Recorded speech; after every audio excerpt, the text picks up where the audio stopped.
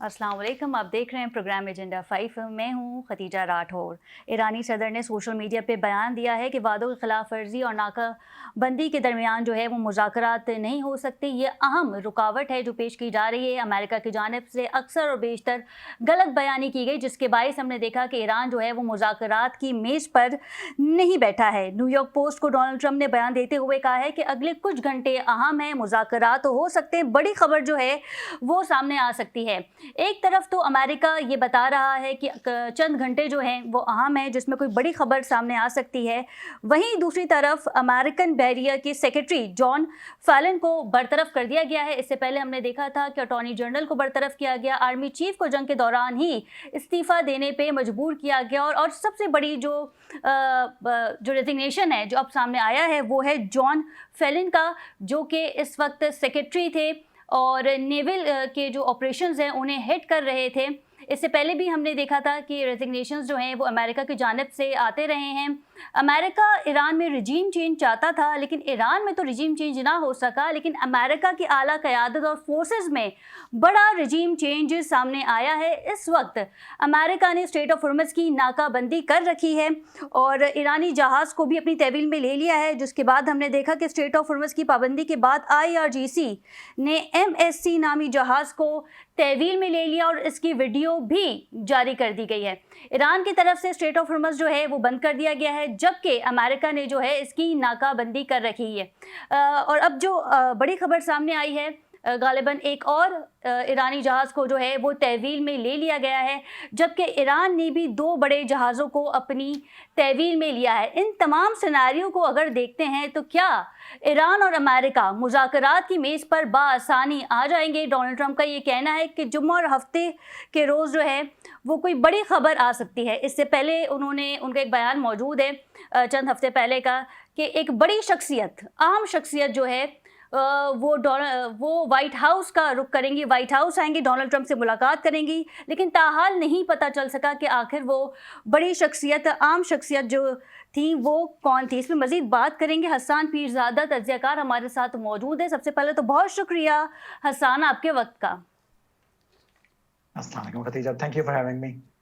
हसन, ये बताइएगा कि एक तरफ तो नाकाबंदी जारी है और अमेरिका के बहरिया के सेक्रेटरी जॉन फैलन को ओहदे से हटा दिया गया है और अमेरिकन वज़ीर जंग ने उन्हें ओहदे से हटाया है। खासी कोशिश की उन्होंने डोनाल्ड ट्रंप से मुलाकात करने की, और जब मुलाकात हुई तो डोनाल्ड ट्रंप ने कहा कि हाँ, या तो खुद आप रिज़ाइन दे दें या फिर अमेरिका की जानिब से जो है वो आपको हटा दिया जाएगा। इस वक्त स्ट्रेट ऑफ हॉर्मुज़ में जो है वो नाकाबंदी है अमेरिका की, और फिल फौरी हमने ये जो बरतरफी देखी है, इसे आप कैसा देख रहे हैं?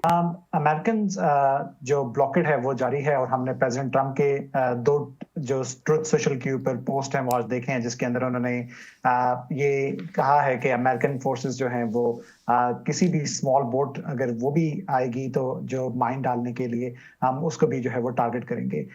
इसके साथ साथ हम देख रहे हैं कि जो इंटरसेप्शन ईरान ने की थी जो 2 जहाज़ों का जिनका आपने जिक्र किया, एक लाइबेरिया का जहाज़ है इपमेंडोज, एंड दूसरा जो है वो पनामा फ्लैग्ड MSC फ्रांसिस्का।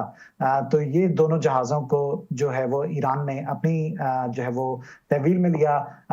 तो उसके जवाब में जो है वो काउंटर करते हुए आज जो है वो US ने एक जो जहाज है मैजेस्टिक, उसको जो है वो उसके ऊपर जो है वो बोर्ड किया और उस वेसल को अपने कंट्रोल में लिया है। आई थिंक सो जो दोनों तरफ से जो कोशिश जारी है वो पोस्टरिंग की जारी है। जो हल है वो मुज़ाकरात से ही निकलेगा, लेकिन उससे पहले दोनों एक स्ट्रॉन्ग आर्म शो कर रहे हैं to get as much as out from each other. So दोनों की कोशिश यही है कि जितनी पॉइंट्स के ऊपर दोनों एक दूसरे से चीजें हासिल कर सकें वो उसकी कोशिश करें। हमें इससे ये पता चलता है कि प्रेसिडेंट ट्रंप किसी जंग के मूड में नहीं है। जो field marshal Syed Asim Munir and prime minister Shahbaz Sharif की खुसूसी कोशिश के ऊपर उन्होंने जो एक्सटेंशन दिया है सीज फायर का, वो एक नॉन लिमिटेड दिया है। हालांकि हमने दरमियान में कुछ न्यूज सुनी कि संडे तक है, ऑल्सो उनकी पोस्ट में जिक्र नहीं था, बट जो सोर्सेज व्हाइट हाउस से डिफरेंट जगह के ऊपर क्लेम कर रहे थे। आई थिंक सो उससे हमें ये नजर आता है कि president Trump is in a mood off getting out of this war. अब उस चीज के लिए जो है वो एक ऑफ रैंप जो है वो चाहते हैं। ईरानियंस की जो इंटरनल पॉलिटिक्स का जो हम सुन रहे हैं पिछले लास्ट 24 आवर्स से, कि वहां पे जो डिसीजन मेकिंग की कमी आ रही है, जी। क्योंकि उनका राब्ता अपने सुप्रीम लीडर से जो है वो वाया कोरियर्स हो रहा है, तो उसकी वजह से जो है वो एक जो हसन, क्लियर आपने स्टेटमेंट है एक पॉइंट वो इस हमें वक्त ईरान की उठाया तरफ से है, नहीं क्या आ रही। समझते हैं आप कि पासदाराने इनकलाब और जो इनकी सिविलियन क़यादत है उनके दरमियान भी इख्तलाफात हो रहे हैं? अमरीकी अखबार जो है वो ऐसे रिपोर्ट भी कर रहा था। खैर, कल भी हमने प्रोग्राम में जो है वो इस हवाले से बात की थी, लेकिन आप भी बताइएगा। Unfortunately Khatija, I think so इसके अंदर कुछ कहीं किसी हद तक सच्चाई है, कॉज उसकी वजह यह है कि हमें लास्ट 24 से 48 आवर्स के अंदर तस्नीम न्यूज एजेंसी जो है वो क्लेम करती है कि एक जैश उल जुल्म नाम की तंजीम है जिसने जो है वो ईरान के अंदर जो है वो अटैक्स किए हैं, और जो हमें जो सिग्नलिंग है उनके Iranian consulate general sorry Iranian consulate in Mumbai का जो ट्विटर हैंडल है, एक्स हैंडल है, उसके ऊपर से एक जो है वो वीडियो जारी होती है जिसके अंदर सैयद आसिम मुनीर के ईरान आने के ऊपर उन्होंने जो अपना यूनिफॉर्म किया हुआ था उसके बारे में थोड़ी सी जोमैनी किस्म की गुफ्तगू की जाती है। तो हमें थोड़े से पॉइंटर्स नजर आ रहे हैं कि थोड़ी सी लिफ्ट है, जो पॉलिटिकल क़यादत है वो बिल्कुल पाकिस्तान के जो साथ है, पाकिस्तान की जो कोशिशें हैं उसकी तारीफ भी करती है, और वो इस मुज़ाकरात की टेबल पे आना चाहती है, बिकॉज वो वही लोग हैं जो पुरानी डील के भी आर्किटेक्ट हैं।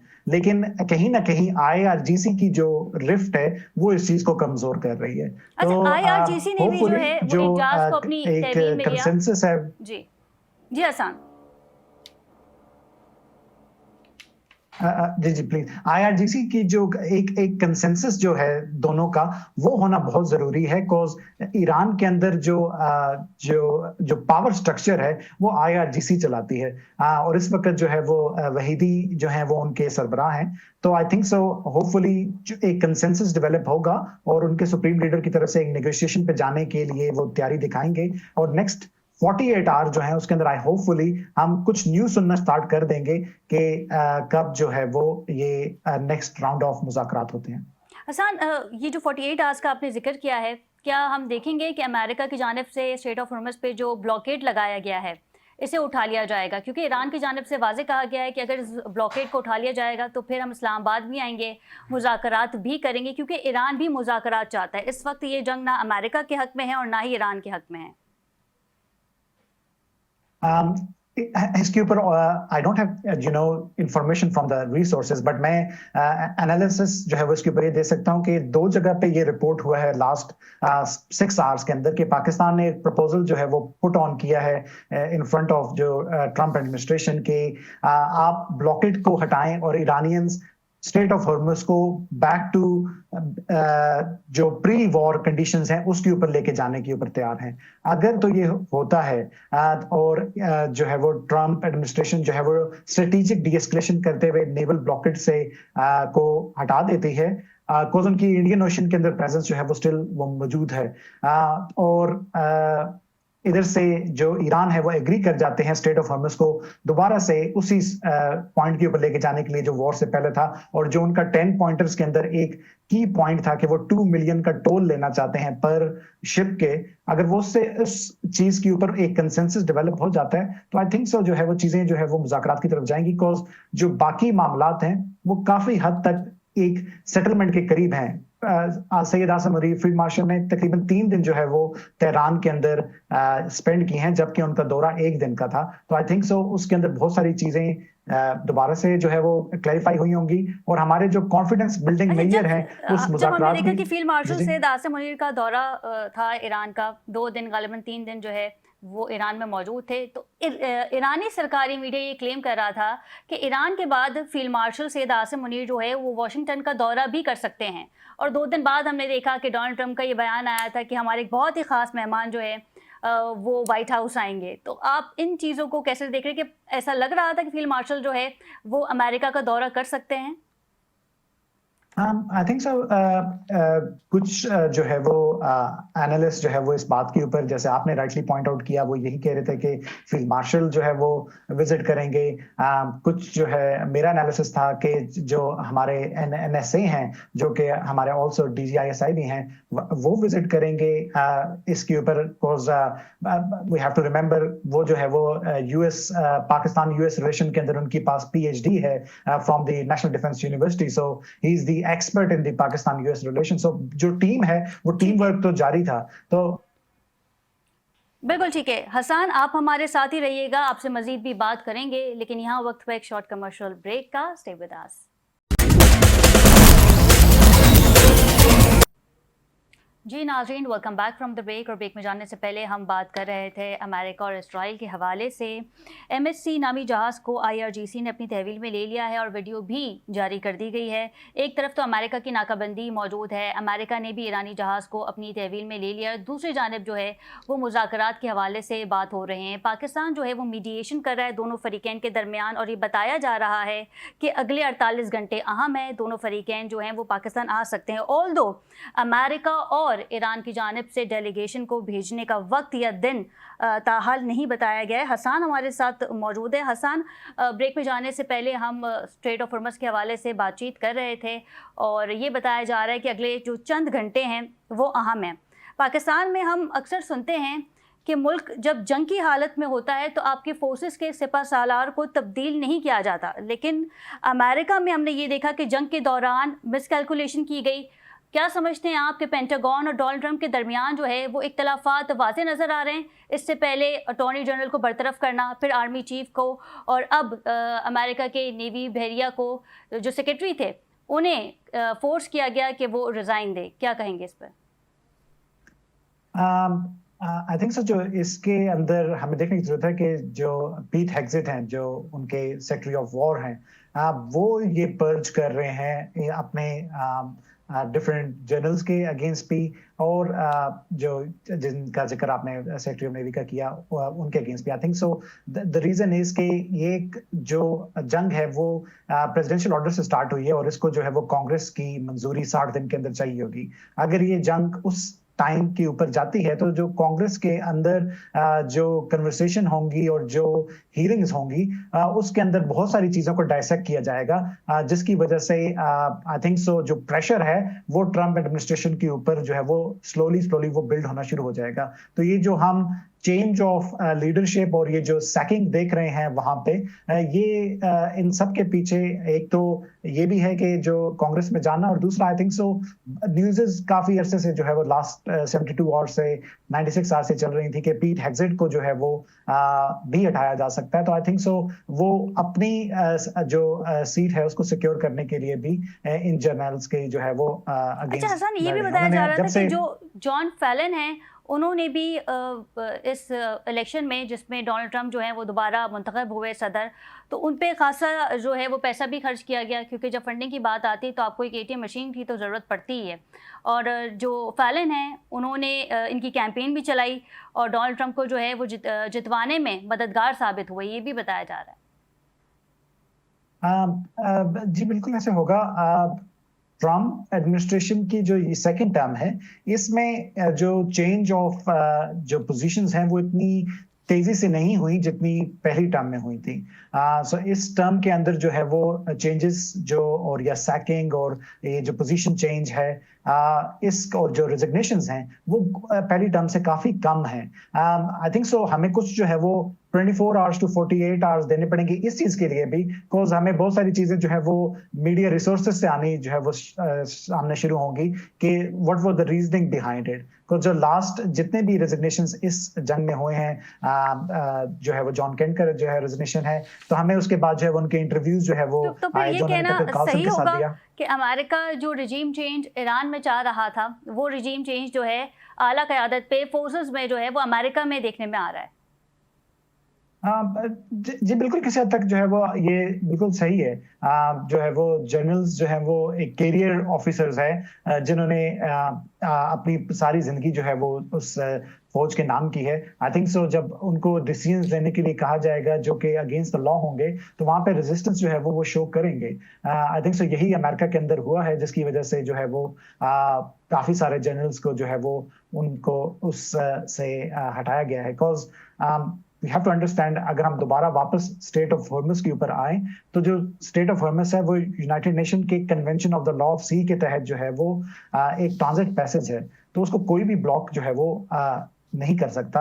वो एक इंटरनेशनल स्ट्रेट है। अगर आज ये प्रेसिडेंट सेट हो गया कि स्टेट ऑफ हॉर्मस जो को कोई भी ब्लॉक कर लेगा या कोई भी उसके ऊपर टोल लेना शुरू कर देगा, तो जो दूसरी स्टेट्स हैं, लेट्स सपोज जो स्टेट ऑफ मलाक्का है, जो मलेशिया और सिंगापुर के दरमियान से जाती है, जिसके अंदर जो ट्रांजिट का जो हुजम है वो आबनाए हुर्मस से ज्यादा है। वहां पे 24%, 23 से 24% ऑयल जाता है। यहाँ पे 20% ऑफ द वर्ल्ड ऑयल जो जाता है। वहां पे जो हुजम ऑफ जो बाकी अशाए खुर्दनोश का जो ट्रांजिट होता है वो ट्रिलियंस ऑफ डॉलर में है। अगर वहां पे टोल लगना शुरू हो गया तो उसका जो इम्पैक्ट है वर्ल्ड इकोनॉमी के ऊपर वो बहुत मैसिव है। तो आई थिंक सो ये प्रेसिडेंट्स को जो है वो सेट नहीं होना चाहिए, बिकॉज इसकी जो दूरअसर नताइज हैं वो पूरी दुनिया की इकोनॉमी के लिए बहुत खतरनाक हैं। अच्छा, स्ट्रेट ऑफ हॉर्मस के हवाले से ही हसन हम बात कर रहे हैं और डोनाल्ड ट्रंप का जो है वो बयान भी मौजूद है कि आबनाए हॉर्मस में जो कश्तियाँ बारूदी सुरंगें बिछा रही हैं, अमेरिका उसे तबाह कर दे। यानी कि अगर ईरानी कश्तियाँ जो हैं वो सुरंगें बिछाती हुई नज़र आएँ तो अमेरिका की जानिब से ये अहकामात हैं कि उन्हें तबाह कर दें, अटैक कर दें, उन कश्तियों पे हमला कर दें। अगर इस तरह का वाक़या होता है तो जो मुज़ाकरात हैं वो खटाई में पड़ सकते हैं और फिर एक बार हम देखेंगे कि दोनों ममालिक के दरमियान जो है वो जंग शुरू हो जाएगी। मैं इसको एनालिसिस इस तरह से लेता हूं कि जंग शायद दोबारा दोनों स्टार्ट करने की जो है वो उसके अंदर पोजीशंस में नहीं होंगे, बिकॉज वो उस एक्सट्रीम पोजीशन पे नहीं जाना चाहेंगे। हमने देखा कि इस सारे टाइम के अंदर जब एक पीस प्रोसेस जो है वो बैक चैनल डिप्लोमेसी चल रही थी, उन्होंने जो यूएस आर्म फोर्सेस ने जो है वो एक वेसल के ऊपर अटैक किया और उसके इंजन रूम के ऊपर जो है वो उन्होंने अपने गोला बारूद दागे और उसके बाद जो है प्रेसिडेंट ट्रम्प ने उसको ट्वीट भी किया। लेकिन उसके बावजूद भी जो मुज़ाकरात नहीं हुए, लेकिन जो डिप्लोमेसी का जो चैनल है वो स्टिल ओपन है और सीज फायर एक्सटेंड हुआ उसके बाद भी। तो आई थिंक सो जो मोस्ट एक्सट्रीम पोजीशन थी वो उनकी ईरान के लिए तब थी जब ईरान के रहबर को जो है वो शहीद किया गया on the first day of the war. उनकी फर्स्ट ईयर लीडरशिप को शहीद किया गया उन पहले दिनों के अंदर। अगर उसके बावजूद भी वो ईरान से इस्लामाबाद आने को तैयार थे, तो और आई थिंक सो ये जो जहाज है ये एक पोस्टरिंग है जो उनको भी पता है कि अमेरिका अपनी ऑडियंस के लिए कर रहा है और जो उसके रिटर्न में वो कर रहे हैं वो भी अपनी डोमेस्टिक ऑडियंस को प्लीज करने के लिए कर रहे हैं। अच्छा, तो ये हसन इस तमाम मामलात में क्योंकि अमेरिका ये जंग जो है वो अफोर्ड नहीं कर सका और हमने देखा कि रैलीज जो हैं वो निकाली गई, अवाम सड़कों पे आई डोनाल्ड ट्रंप के ख़िलाफ़। तो एक तरफ तो पाकिस्तान जो है वो अमन की बातें कर रहा है, अमन की कोशिशें कर रहा है, पाकिस्तान का नाम जो है वो ग्लोबली डिस्कस किया जा रहा है। लेकिन आप क्या समझते हैं कि पाकिस्तान ने अमेरिका को एक फेस सेविंग भी दी है? अमेरिका ने पाकिस्तान ने इन अ वे हम कह सकते हैं कि बिल्कुल जो है वो एक फेस सेविंग भी दी है, लेकिन उससे बढ़कर पाकिस्तान ने अपने रीजन को, अपने एरिया को सेव करने की कोशिश की है। हम अपने नेबरहुड में, अपने हमसाए में इस आग को नहीं देख सकते, बिकॉज अगर हमारे पास वो फायर एक्सटिंग्विशर मौजूद है जिसके तहत हम इस आग को बुझा सकते हैं, तो पाकिस्तान उसको भरपूर यूज करना चाह रहा है। बिकॉज इफ ईरान के अंदर जो है वो बदअमनी होगी और खाना जंगी होगी और जंग होगी, तो उसका जो फुल ऑन इम्पैक्ट है वो पाकिस्तान के ऊपर आएगा। उसके बाद पाकिस्तान का वेस्टर्न बॉर्डर ऑलरेडी अफगानिस्तान के साथ जो है वो ऑन एंड ऑफ एंगेज है। ईस्टर्न बॉर्डर हमारा इंडिया के साथ टोटली इंगेज है। तो हमें अपने वेस्टर्न बॉर्डर के ऊपर एक और जंग नहीं जो है वो हम देख सकते। तो पाकिस्तान का अपना इंटरेस्ट उसके अंदर मौजूद है कि पाकिस्तान इस जंग का जो है वो मुतहम्मिल नहीं हो सकता, बिकॉज उसकी वजह से पाकिस्तान को बहुत सारे मसाइल का सामना करना पड़ेगा। उसके अराउंड में जी बिल्कुल ठीक है, मैं आपकी तरफ आती हूँ। हसन, डॉक्टर हामिद अल मशरकी ने हमें ज्वाइन किया है, एक्सपर्ट इन इंटरनेशनल अफेयर्स। सबसे पहले बहुत शुक्रिया डॉक्टर हामिद आपके वक्त का। जी बहुत शुक्रिया सर, थैंक यू। डॉक्टर साहब, एक तरफ तो मुज़ाकरात की बातें हो रही हैं, अमेरिका की जानिब से ब्लॉकेट लगाया गया है, ईरानी जहाज़ को तहवील में लिया गया है, जिसके बाद हमने देखा कि IRGC ने भी एक जहाज़ को अपनी तहवील में ले लिया और इसकी वीडियो भी जारी कर दी। क्या समझते हैं आप कि इन तमाम चीज़ों को देख के आने वाले 48 घंटों में मुज़ाकरात हो पाएंगे दोनों फरीकैन के दरमियान? हाँ जी, बहुत शुक्रिया। मैं समझता हूँ कि दोनों फरीकैन जो हैं वो हालात की बेहतरी के लिए कुछ नहीं कर रहे, बल्कि हालात को मजीद खराबी की तरफ ले जा रहे हैं। बदकिस्मती से सदर ट्रंप जो हैं वो 2 घंटे पहले कोई और ऐलान करते हैं जिससे एक उम्मीद पैदा होती है, 2 घंटे बाद कोई ऐसा इकदाम कर देते हैं जिससे मुज़ाकरात के जो इम्कानात हैं वो बिल्कुल मादूम होते हुए नजर आते हैं, और ये बड़े परेशान कुन सूरत हाल है। देखिए, ये ऐसे नहीं हो सकता कि एक तरफ से धमकियां लगाई जाएं, एक तरफ से आप डराने की कोशिश करें और उसके बाद कहें जी चंद घंटों में मुज़ाकरात शुरू हो जाएंगे या मुज़ाकरात तो क्या एग्रीमेंट हो जाएगा। ये जो सूरत हाल है, ये मैं समझता हूँ कि ना ईरान की तरफ से काबिल कबूल है, ना ही बाकी मामलात में काबिल कबूल है। पाकिस्तान सालसी की कोशिश कर रहा है लेकिन उसके अंदर कोई हेल्प नहीं होती बल्कि नुकसान होता है। दूसरी जानिब IRGC की तरफ से भी देखिए जो बार बार बात की जाती है कि बहरहाल ईरान के अंदर भी एक ग्रुप है जो ये समझता है कि अमेरिका सिर्फ टाइम गेन कर रहा है और बिल आखिर जो है वो उनके साथ तसादम होना है, जंग शायद दोबारा शुरू होनी है, और वो ये समझते हैं कि उन्होंने अमेरिका तो ये जो सोचा जा रहा है कि अमेरिका टाइम बाय कर रहा है, डॉक्टर हामिद, आपको ऐसा लगता है कि एक बार फिर जो है वो अमेरिका जंग मुसल्लत कर देगा? इससे पहले भी मुज़ाकरात हुए। बिल्कुल, देखिए सबसे बड़ा खदशा ही ये है कि अमेरिका की जो पिछले 3 बार मुज़ाकरात के दरमियान या मुज़ाकरात के फौरन साथ ही अमेरिका की तरफ से अटैक हुआ। आप देखिए, जब ओमान में मुज़ाकरात चल रहे थे तो अगले दिन अटैक करके इन्होंने जो है वो खामनाई साहब को शहीद किया और लीडरशिप को शहीद किया। यही वो ट्रस्ट डेफिसिट है जो मजीद बढ़ता जा रहा है। बदकिस्मती से वो जो एतमाद साजी में कोई बेहतरी आनी थी, वो बेहतरी की बजाय बल्कि अबतरी की तरफ चला गया है और मजीद एक दूसरे के ऊपर बदएतमादी है।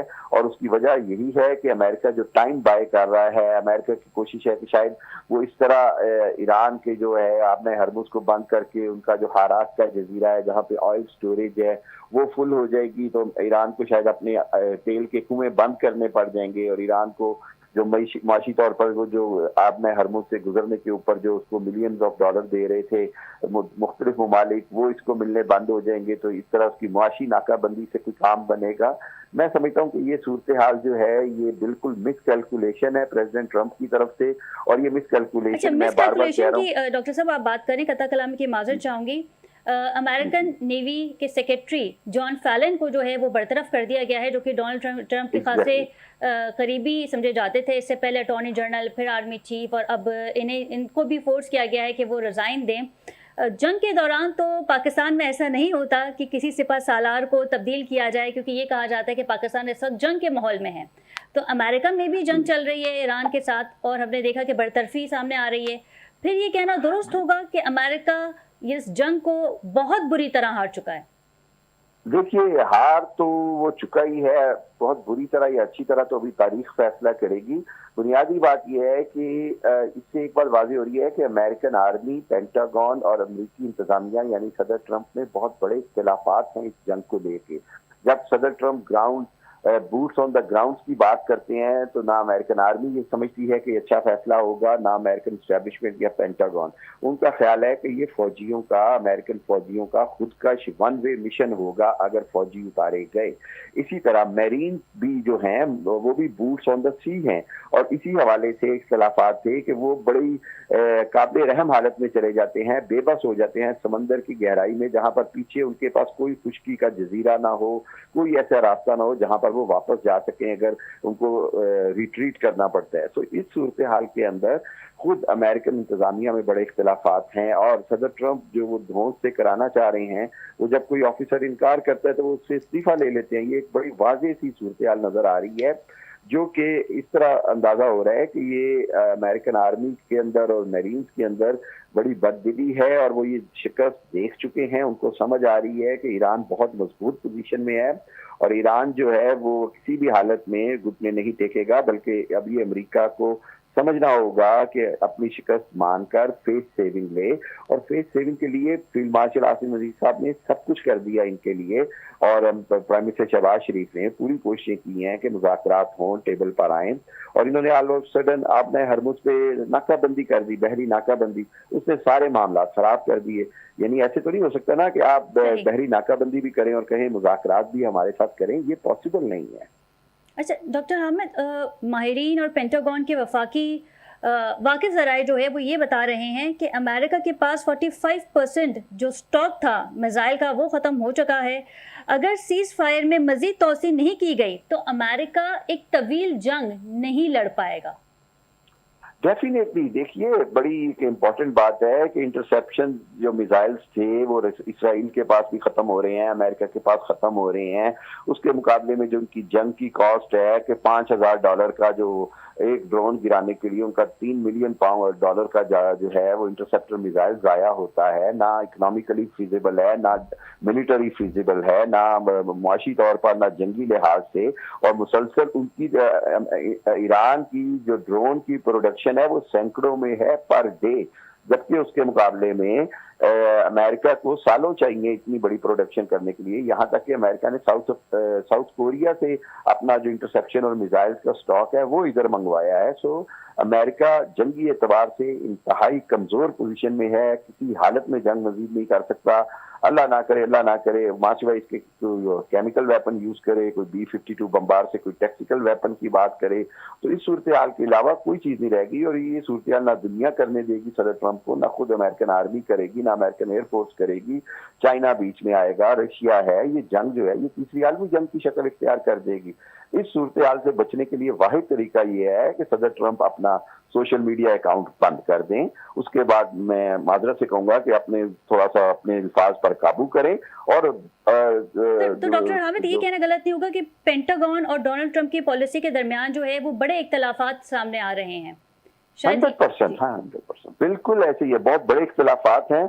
और उन इख्तलाफात की आप वाज़ेह मिसाल देखनी है तो वो देखिए कि स्टीव विटकॉफ और जेरेड किशनर के एक तरह की स्टेटमेंट्स हैं या एक तरह का नैरेटिव है, और उसके मुकाबले में जेडी वैंस का नैरेटिव वो है जो कि पेंटागन का है, जहां पर अमेरिका फर्स्ट की बात होती है, अमेरिकन पब्लिक का सोचा जा रहा है। 3 लीटर और गैलन प्राइस बढ़ चुकी है।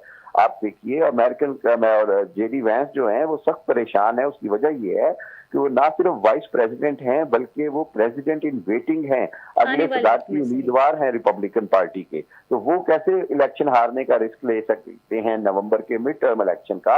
उनको ये पता है कि अगर मिड टर्म हार गए तो फिर अगला इलेक्शन भी हार जाएंगे। ये सारी गेम जो है ये बड़ी खतरनाक सूरत हाल है। अमेरिका के अंदर भी बगावत हो सकती है। यहाँ तक कि जो सदर ट्रंप की ज़हनी हालत के ऊपर बात हो रही है कि जी आर्टिकल 25 जो है वो वाइस प्रेसिडेंट यूज करें और सदर ट्रंप को हटाया जाए, यहाँ तक बात हो रही है। तो चीजें जो हैं वो रिजीम ईरान की चेंज करते करते ये आगे अपनी रिजीम चेंज कर चुके हैं। सदर ट्रंप अपना अटॉर्नी जनरल हटा दिया, अपना चीफ हटा दिया, अपना नेवी चीफ हटा दिया, तो रिजीम चेंज तो उधर हो रही है।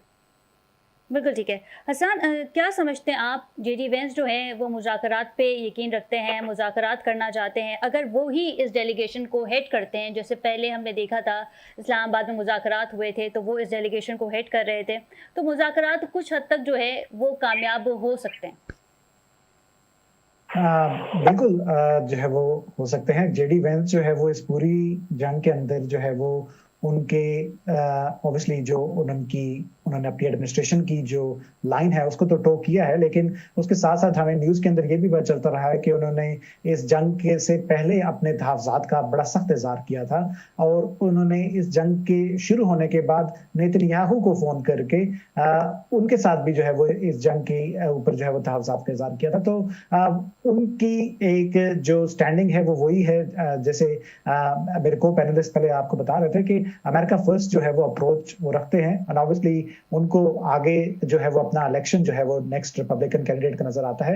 एंड इसी वजह से ईरानी जो वक्त था वो पाकिस्तान आने को फर्स्ट टाइम भी तैयार हुआ था कि वो जेरेड कुशनर और स्टीव विटकॉफ के साथ मुज़ाकरात नहीं करना चाहते थे, वो डायरेक्टली जेडी वेंस के साथ जो है वो उनके साथ मुज़ाकरात करना चाहते थे, बिकॉज वो एक कलेक्टिव एक बड़ी सतह का डिसीजन चाहते थे अपनी चीजों को बैक करने के ऊपर। बिकॉज जो लास्ट टाइम भी जो मुआहदे हुए थे 2015 का न्यूक्लियर डील के अंदर, उसके अंदर भी बहुत सारी ऐसी शिकें थी जिसके ऊपर जो है वो स्नैप रिस्ट्रिक्शन थी और ट्रम्प एडमिनिस्ट्रेशन ने आके उसको खत्म कर दिया था। तो I think so that's the reason वो चाहते थे कि एक ऐसा मुआहदा हो जो तवील मुद्दती हो। बिल्कुल ठीक है, बहुत शुक्रिया हसन पीरजादा आपके वक्त का। इनके हमरा थे डॉक्टर हमीद, आपका भी बहुत शुक्रिया। नाज़रीन, प्रोग्राम में मजीद भी बात करेंगे, लेकिन यहाँ वक्त हुआ है एक शॉर्ट कमर्शियल ब्रेक का। Stay with us.